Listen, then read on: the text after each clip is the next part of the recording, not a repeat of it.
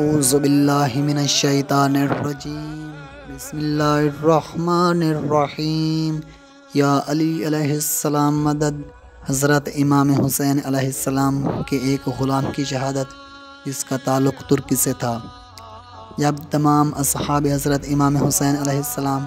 اور غلام شہید ہو گئے تو ایک غلام ترک جو قاری قرآن اور حافظ قرآن تھا حضرت امام حسین علیہ السلام کے دروازے کا غلام تھا۔ بچے ان سے بہت مانوس تھے۔ صاحب روضۃ الشہداء نے لکھا ہے کہ جب اس غلام نے حضرت امام حسین علیہ السلام کی غربت اور تنہائی دیکھی تو برداشت نہ کر سکا اور درخشاں ماتھے اور روشن چہرے سے شہنشاہ ولایت کی خدمت میں آیا اور ادب و احترام کے بعد عرض کیا، میری جان آپ علیہ السلام پر فدا ہو، ہمارے لشکر میں سے کوئی بھی میرے علاوہ نہیں رہا، گویا اب اہل بیت علیہ السلام کے جوانوں کی باری آ گئی ہے اور مجھ میں یہ طاقت نہیں کہ میں اپنے مخادیم اور مخدوم زادوں کو خدا نہ کرے زخمی دیکھوں،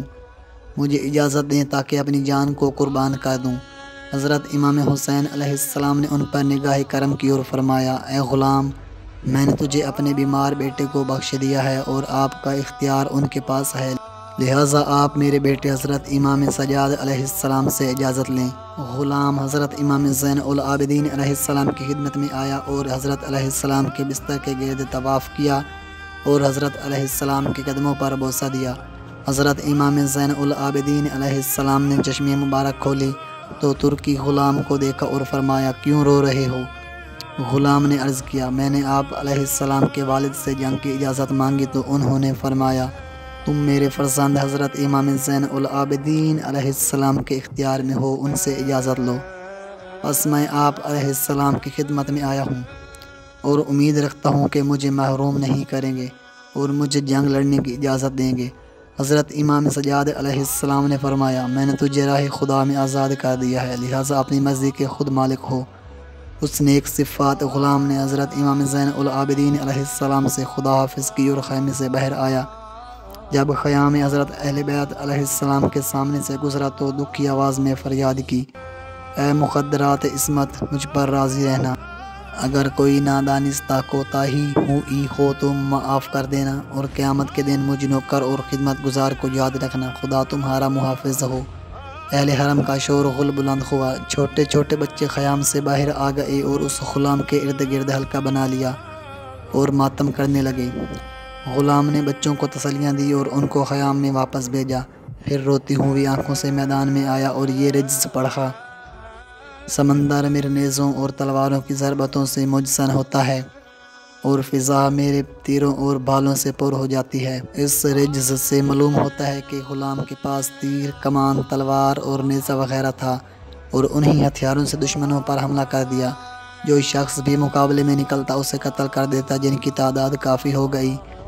پھر گھمسان کی لڑائی میں لڑتے لڑتے تشنگی اور تھکان کے غلبے نے کمزور کر دیا۔ ایک مرتبہ حضرت امام زین العابدین علیہ السلام کی خدمت میں آیا اور حضرت امام علیہ السلام نے اسے آفرین کہا، اس کے مبارزہ طلبی کو پسند کیا اور بہت تعریف کی اور شربت کوثر کی بشارت دی۔ پس غلام نے حضرت امام زین العابدین علیہ السلام کے ہاتھوں اور پاؤں کا بوسہ لیا اور دوبارہ مقدرات عصمت کو خدا حافظ کہا اور ان کی خدمت سے دوری پر بہت گریہ کیا اور پھر میدان میں آیا اور لشکر پر ایسا حملہ کیا کہ دشمنوں کی کثیر تعداد کو تہہ تیغ کر دیا اور لڑتے لڑتے زخمی ہو گیا۔ پھر زخموں کی کثرت، پیاس کی شدت اور میدان جنگ کی حدت نے غلبہ کر کے اس کو کمزور کر دیا اور اسی کمزوری کی وجہ سے زمین پر گرا اور گرتے ہوئے خیام کی طرف نظر دور آئی تو حضرت امام حسین علیہ السلام اس کے پاس موجود تھے۔ حضرت امام حسین علیہ السلام اسے حضرت امام سجاد علیہ السلام کے خیمے میں لائے،